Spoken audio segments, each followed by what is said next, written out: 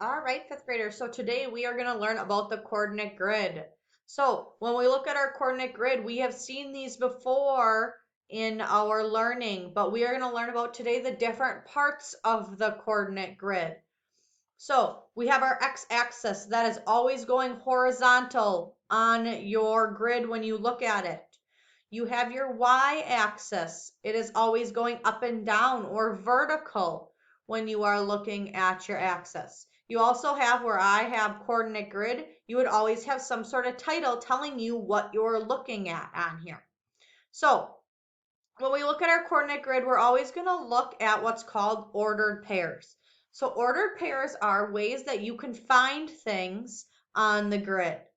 We always look at our ordered pairs right here in an XY, which means our X, you always go over and then you go up. That's something you really have to remember. It's our finding a coordinate, you go over and then you go up.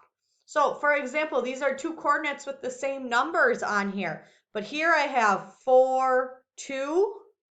I went over 4 spots and I went up 2. And here I have 2, 4, which are two different ways to look at the numbers. You don't get the same answer. So when you're doing this, please, if you remember anything that I said today, write this down, ingrain this in your head. X, Y is when you look at an ordered pair. X and Y, over and up every single time. So we are going to look right now and we're going to look at this ordered pair 3, 5. I'm going to go over 3 spots and I'm going to go up and I have to make sure I travel on that line 5 spots and I'm going to stick my circle right here. Okay, so I would write my coordinate here. I would write 3, 5, and I put it into parentheses.